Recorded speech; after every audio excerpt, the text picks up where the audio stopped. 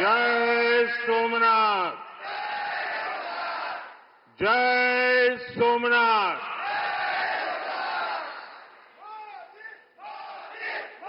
गुजरात के लोकप्रिय मुख्यमंत्री श्री भूपेंद्र भाई पटेल, ऊर्जावान युवा उप मुख्यमंत्री हर्ष संघवी जी, गुजरात सरकार में मंत्री जीतूभाई वाघाणी, अर्जुन भाई मोढवाडिया, डॉक्टर प्रद्युम्न वाजा, कौशिक भाई वेकरिया, सांसद राजेश भाई, अन्य महानुभाव, देवी और सज्जनों, आज देश के कोने कोने से लाखों लोग जुड़े हैं हमारे साथ। उन सबको भी मेरी तरफ से जय सोमनाथ। साथियों, ये समय अद्भुत है, ये वातावरण अद्भुत है, ये उत्सव अद्भुत है। एक और स्वयं देवादिदेव महादेव, दूसरी ओर समुद्र की विशाल लहरें, सूर्य की किरणें, मंत्रों की ये गूंज, आस्था का ये उफान, और इस दिव्य वातावरण में भगवान सोमनाथ के आप सब भक्तों की उपस्थिति, ये इस अवसर को दिव्य बना रही है, भव्य बना रही है। और मैं इसे अपना बहुत बड़ा सौभाग्य मानता हूं कि सोमनाथ मंदिर ट्रस्ट के अध्यक्ष के रूप में मुझे सोमनाथ स्वाभिमान पर्व में सक्रिय सेवा का अवसर मिला है।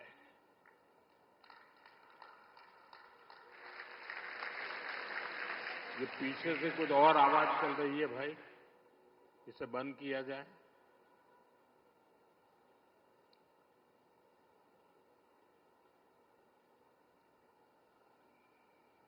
बहत्तर घंटों तक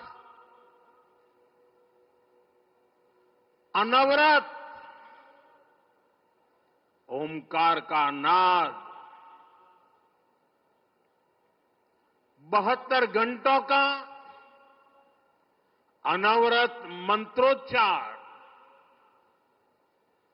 और मैंने देखा कल शाम को 1000 ड्रोन्स द्वारा वैदिक गुरुकुलों के 1000 विद्यार्थियों की उपस्थिति, सोमनाथ के 1000 वर्षों की गाथा का प्रदर्शन, और आज 108 अश्वों के साथ मंदिर तक शौर्य यात्रा, मंत्रों और भजनों की अद्भुत प्रस्तुति, सब कुछ मंत्र मुग्ध कर देने वाला है। इस अनुभूति को शब्द अभिव्यक्त नहीं कर सकते,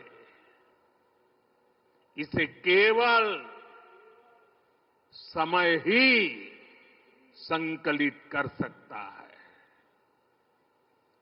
इस आयोजन में गर्व है, गरिमा है, गौरव है और इसमें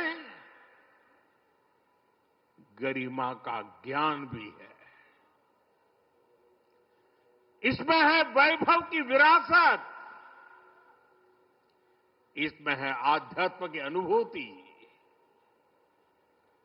अनुभव है, आनंद है, आत्मीयता है और सबसे बढ़कर देवाधिदेव महादेव का आशीर्वाद है।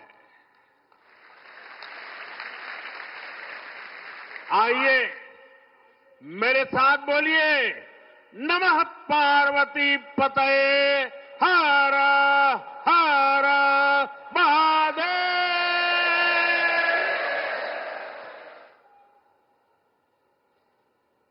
साथियों,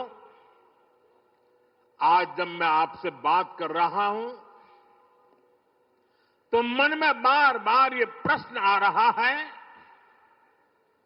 कि ठीक 1000 साल पहले ठीक इसी जगह पर जहां आप बैठे हैं क्या माहौल रहा होगा। आप जो यहां उपस्थित हैं उनके पुरखों ने,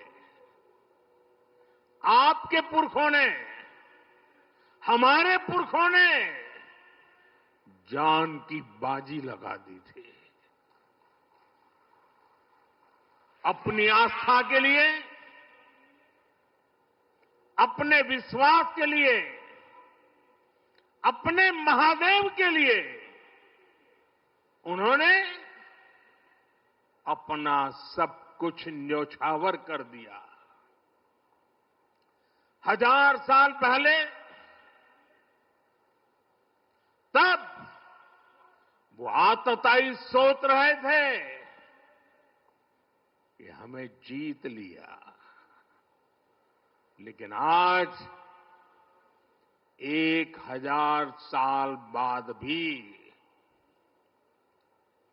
सोमनाथ महादेव के मंदिर पर फहरा रही ध्वजा पूरी सृष्टि का आह्वान कर रही है कि हिंदुस्तान की शक्ति क्या है, उसका सामर्थ्य क्या है। प्रभास पाटन तीर की इस मिट्टी का कण कण शौर्य, पराक्रम और वीरता का साक्षी है। सोमनाथ के इस स्वरूप के लिए कितने ही शिव भक्तों ने, संस्कृति के उपासकों ने, संस्कृति के ध्वज धारकों ने अपने प्राणों की आहुति दी है। आज सोमनाथ स्वाभिमान पर्व पर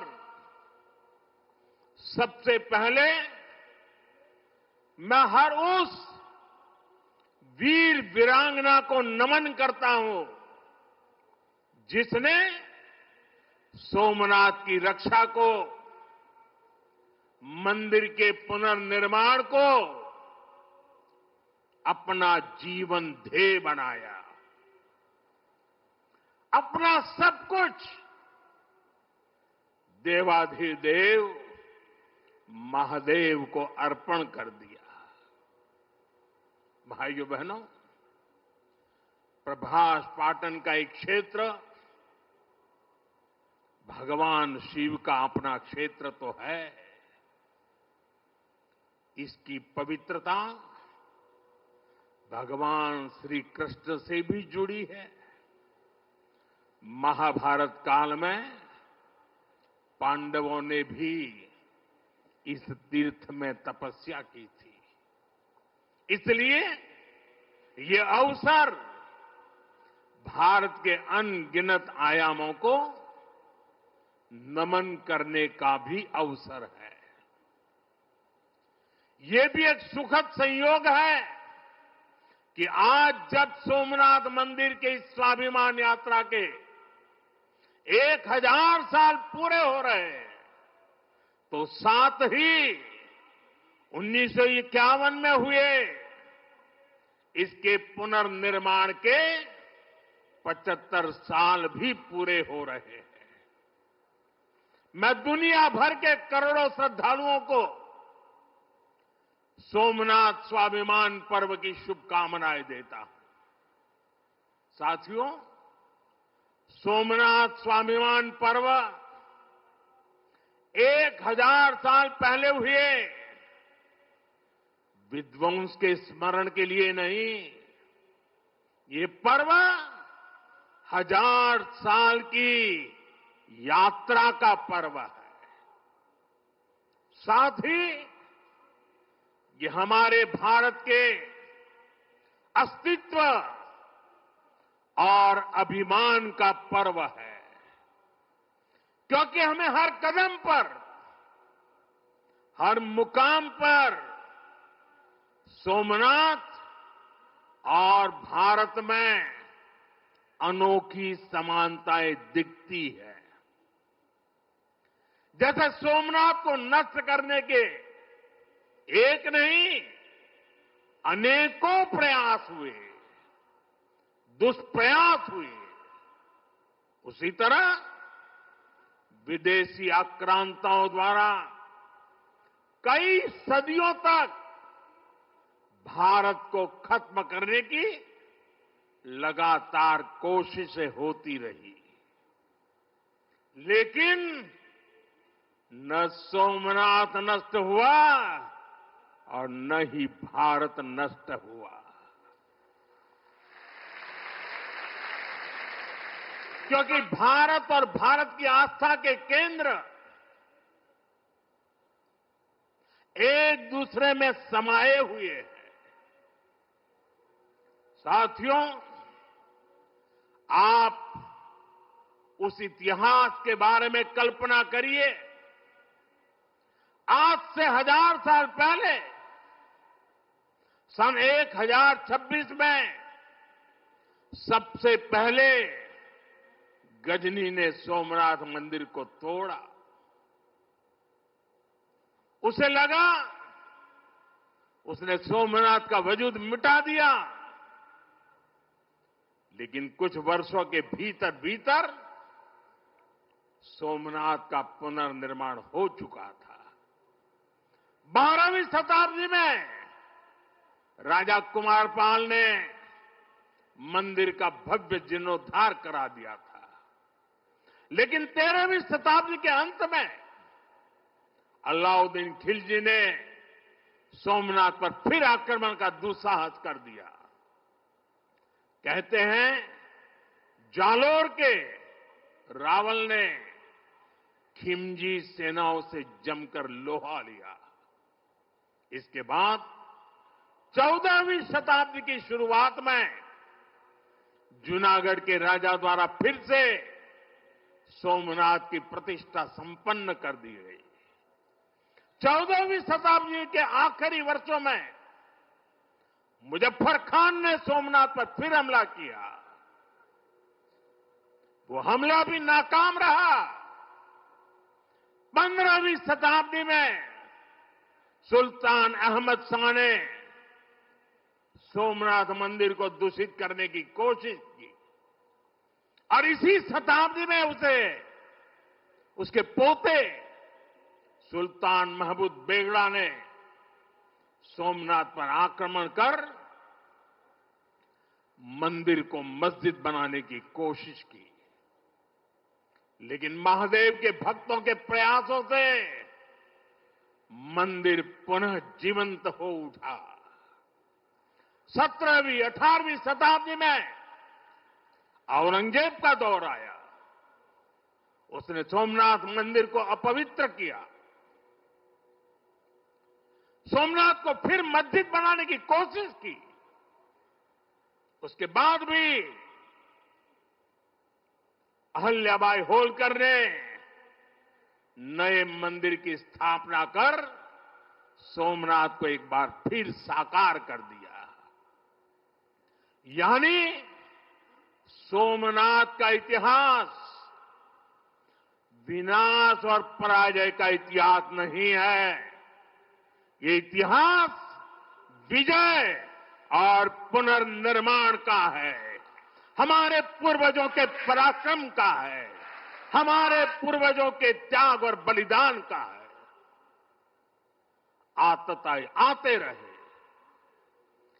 मजहबी आतंक के नए नए आक्रमण होते रहे, लेकिन हर युग में सोमनाथ पुनः पुनः स्थापित होता रहा। इतनी सदियों तक का संघर्ष, इतना लंबा प्रतिकार, इतना महान धैर्य, सृजन और पुनर्निर्माण का ऐसा जीवन, ये सामर्थ्य अपनी संस्कृति में ऐसा विश्वास और ऐसी आस्था दुनिया के इतिहास में ऐसा उदाहरण मिलना मुश्किल है।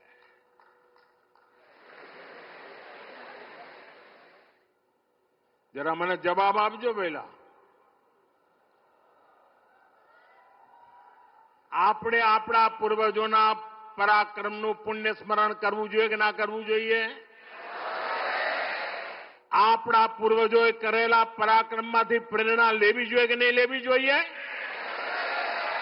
એવો કોઈ દીકરો હોય, એવા કોઈ સંતાન હોય કે જે પોતાના પૂર્વજોને ભૂલવા માટેના નાટક કરે?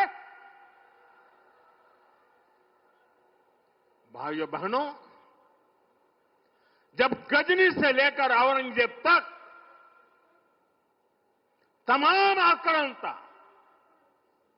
सोमनाथ पर हमला कर रहे थे, तो उन्हें लग रहा था कि उनकी तलवार सनातन सोमनाथ को जीत रही है।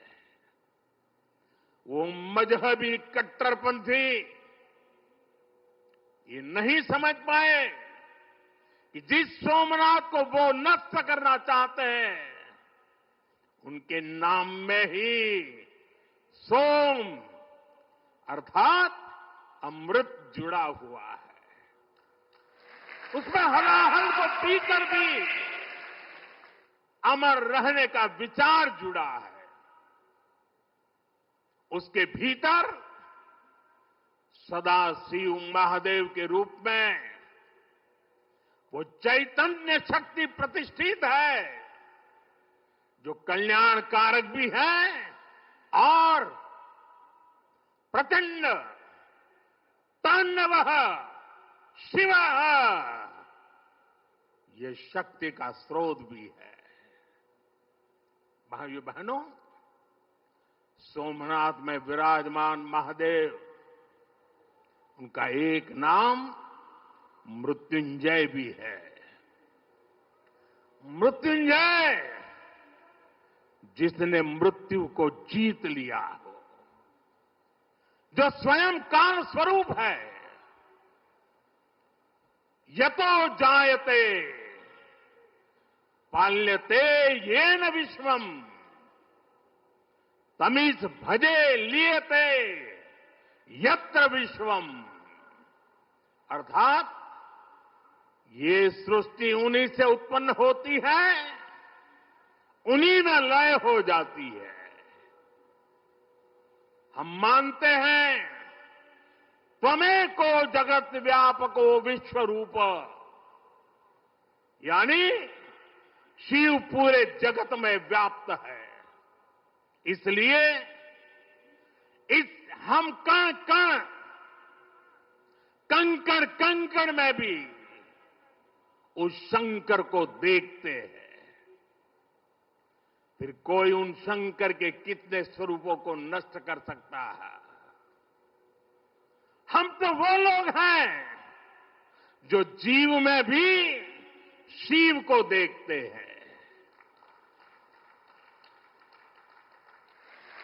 उनसे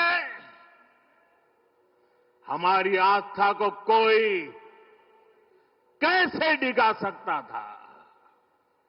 और साथियों, ये समय चक्र है कि सोमनाथ को ध्वस्त करने की मंशा लेकर आए मजहबी आतताई आज इतिहास के कुछ पन्नों में सिमट कर रह गए हैं।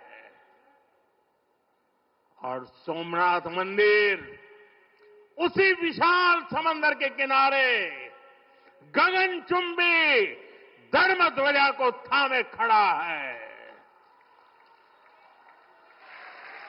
सोमनाथ का ये शिखर मानो उद्घोष कर रहा है, चंद्रशेखरम आश्रय मम किम करिष्यति वै यम। अर्थात मैं चंद्रशेखर शिव पर आश्रित हूं, काल भी मेरा क्या कर लेगा। साथियों, सोमनाथ स्वाभिमान पर्व इतिहास के गौरव का पर्व तो है ही, ये कालातीत यात्रा को भविष्य के लिए जीवंत बनाने का माध्यम भी है। हमें इस अवसर को अपने अस्तित्व और पहचान को सशक्त करने के लिए उपयोग करना है। आप भी देखते हैं, अगर कहीं किसी देश के पास कुछ 100 साल पुरानी विरासत होती है, वो देश उसे अपनी पहचान बनाकर दुनिया के सामने प्रस्तुत करता है। वहीं भारत के पास सोमनाथ जैसे हजारों साल पुराने पुण्य स्थान है। ये स्थान हमारे सामर्थ्य, प्रतिरोध और परंपरा के पर्याय रहे। लेकिन दुर्भाग्य से आजादी के बाद गुलामी की मानसिकता वाले लोगों ने उनसे पल्ला झाड़ने की कोशिश की। उस इतिहास को भुलाने के कुत्सित प्रयास हुए। हम जानते हैं, सोमनाथ की रक्षा के लिए देश ने कैसे कैसे बलिदान दिए थे। रावल कन्नड़े जैसे शासकों के प्रयास, वीर हमीरजी गोहिल का पराक्रम, बेगड़ा भील का शौर्य, ऐसे कितने ही नायकों का इतिहास सोमनाथ मंदिर से जुड़ा है। लेकिन दुर्भाग्य से इन्हें कभी उतना महत्व नहीं दिया गया। बल्कि आक्रमण के इतिहास को भी कुछ इतिहासकारों और राजनेताओं द्वारा व्हाइट वॉश करने की कोशिश की गई। मजहबी उन्माद की मानसिकता को केवल साधारण लूट बताकर ढंकने के लिए किताबें लिखी गई। सोमनाथ मंदिर एक बार नहीं, बार बार तोड़ा गया। अगर सोमनाथ पर आक्रमण केवल आर्थिक लूट के लिए हुए होते तो 1000 साल पूर्व पहली बड़ी लूट के बाद रुक गए होते। लेकिन ऐसा नहीं हुआ। सोमनाथ के पवित्र विग्रह को तोड़ा गया। बार बार मंदिर का स्वरूप बदलने की कोशिश हुई और हमें पढ़ाया गया कि सोमनाथ को लूट के लिए तोड़ा गया था। नफरत, अत्याचार और आतंक का असली क्रूर इतिहास हमसे छिपाया गया। साथियों, हमने धर्म के प्रति ईमानदार कोई भी व्यक्ति ऐसी कट्टरपंथी सोच का समर्थन नहीं करेगा। लेकिन तुष्टीकरण के ठेकेदारों ने हमेशा इस कट्टरपंथी सोच के आगे घुटने टेके। जब भारत गुलामी की बेड़ियों से मुक्त हुआ, जब सरदार वल्लभ भाई पटेल ने सोमनाथ के पुनर्निर्माण की शपथ ली, तो उन्हें भी रोकने की कोशिश की गई। 1951 में तत्कालीन राष्ट्रपति डॉक्टर राजेंद्र प्रसाद के यहां आने पर भी आपत्ति जताई गई। उस समय सौराष्ट्र के सर्वाधिक मशहूर हमारे जाम साहब महाराजा दिग्विजय सिंह जी आगे आए थे। भूमि अधिग्रहण से लेकर सुरक्षा व्यवस्था तक उन्होंने राष्ट्रीय गौरव को सबसे ऊपर रखा था। उस दौर में सोमनाथ मंदिर के लिए जाम साहब ने 1 लाख रुपए का दान दिया और उन्होंने ट्रस्ट के प्रथम अध्यक्ष के रूप में बड़ी जिम्मेदारी निभाई। भाइयों बहनों, दुर्भाग्य से आज भी हमारे देश में वो ताकतें मौजूद है, पूरी तरह सक्रिय हैं, जिन्होंने सोमनाथ पुनर्निर्माण का विरोध किया।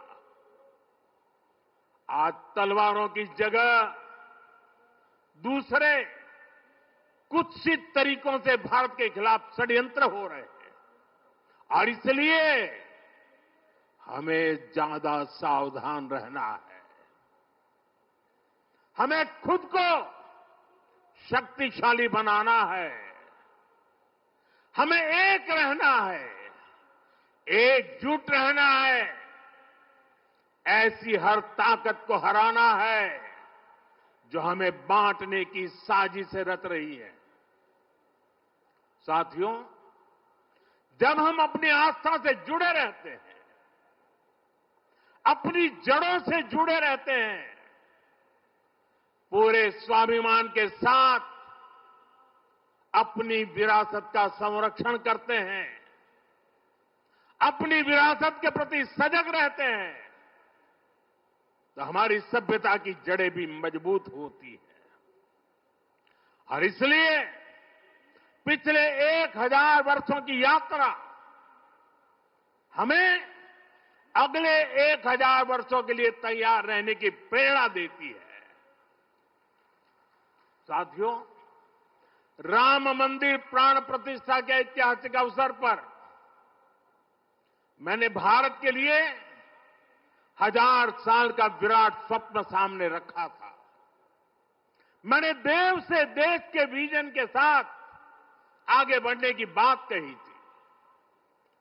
आज देश का सांस्कृतिक पुनर्जागरण करोड़ों देशवासियों में नया विश्वास भर रहा है। आज हर देशवासी के मन में विकसित भारत को लेकर एक भरोसा है।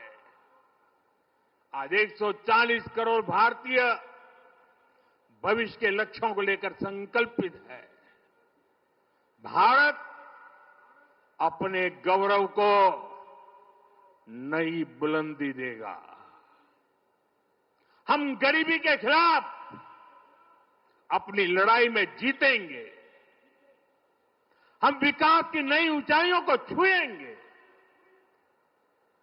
पहले दुनिया की तीसरी बड़ी अर्थव्यवस्था बनने का लक्ष्य, फिर उसके आगे का सफर, देश अब इसके लिए तैयार हो चुका है और सोमनाथ मंदिर की ऊर्जा हमारे इन संकल्पों को आशीर्वाद दे रही है।